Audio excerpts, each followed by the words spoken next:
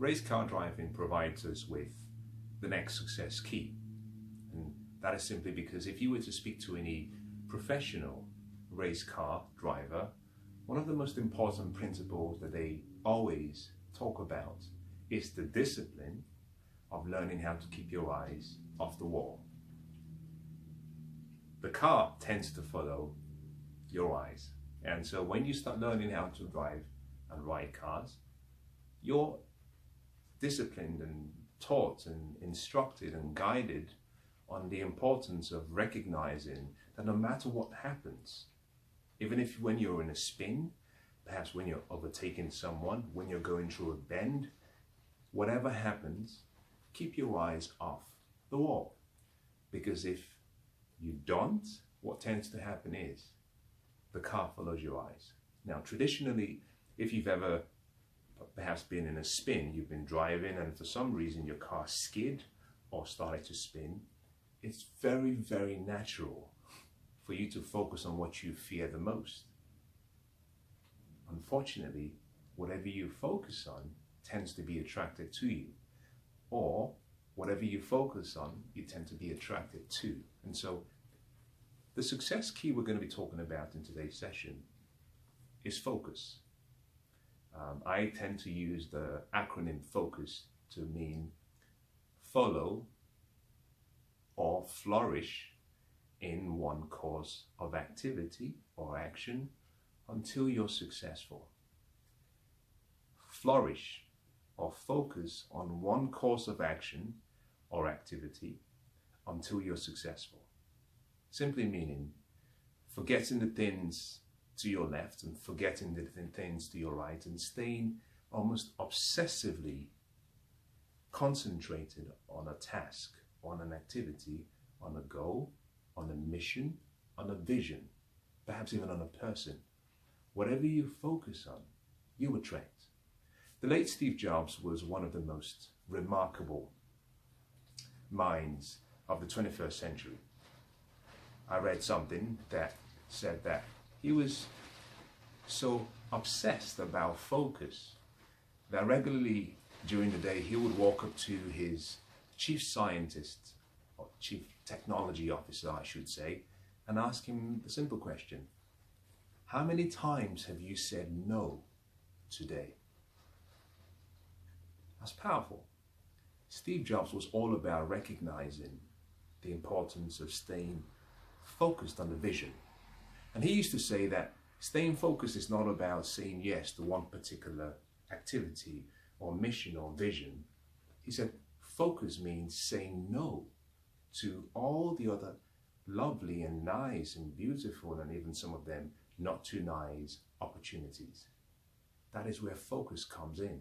Can you be disciplined in recognizing that you're going to stay obsessed only towards a particular objective? Like the lens of a camera. You focus on one thing and you stay on that thing until you've achieved it. Focus is one of the most important keys to success. Pick anyone you've perhaps identified in the past, in today's time, that you consider to be successful. And I can promise you that there's probably one or two things that they've done in their lives that have made them so successful. The reason is focus. They chose a life's purpose, they chose a life's mission, and they decided they were going to be the best at what they do. Now, you and I don't even need to worry too much about what to choose and what to perhaps walk away from. That whole process has been made easy for us by nature, by life. How? Well, we have 7 billion people in the world today, remember? And of the 7 billion people, none of us is like you. None of the 7 billion is like me. Individually, we are very unique, meaning we have a unique purpose. And because we have a unique purpose, which is not replicatable and cannot be duplicated and will never be expressed by another, it simply means that one of the most important things we have to learn how to do if we want to be successful is find out why we were born, find out what our purpose is. And that narrows down your focus to what you should be doing, what will bring you the most fulfillment, what will give you the most success, or will provide you with a level of happiness and joy. More importantly, what will exhibit that greatness within you. If you want to be successful, you've got to choose a life's focus. You've got to choose what you want to be good at. You see, most people, in many cases, think that success is about being great in so many things. I have a different view. I believe that success is about choosing mastery, being a master in a few areas. And what is mastery? Mastery is simply you becoming your best self. You becoming the best that you can be in whatever you do. In relationships, the relationships that succeed are those whereby both spouses or both parties focus on the best qualities that each other have. I read something in the book How to Win Friends and Influence People by Dale Carnegie that I found really refreshing. In this particular chapter, this lady was going through a personal development workshop with a few friends, and she was given an assignment with the other people who were part of the class. And the assignment was this: when you go home today, go to your spouse and ask your spouse to help you with this activity. We're trying to get you to be the best that you can be. And therefore, I want you to ask your spouse a question. The question was, what one thing about me would you like for me to change? So this lady walked up to her husband and said to her husband, we're doing this exercise, we're trying to get better as human beings and as a group.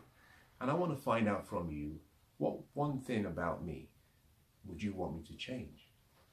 And he thought about this and he said, give me some time, let me think about this, and I'll get back to you. The next morning, the wife went to work, and he thought about it. And he said, he made a decision. He sent her a dozen rose flowers with a note that said, I've thought long and hard about what I would like to change about you, and I can't come up with one thing. I love you just the way you are.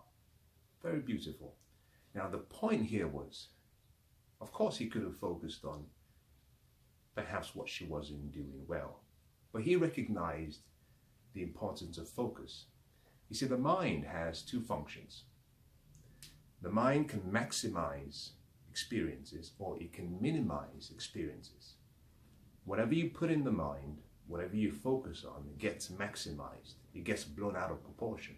And that is the reason why in relationships, many a times, the relationships that do not work are those whereby people suddenly lose focus on what they fell in love with each other for, or why they came together for business, or why they're in a relationship together. And they start focusing on something that perhaps is not so positive, and it gets blown out of proportion, and eventually the relationship falls apart. Same thing applies in business. The businesses that succeed are those who do not lose focus on their vision. Those who have a culture, a people, a team who all together collectively believe in the mission, and no matter what happens, they keep their focus on the achievement of the mission.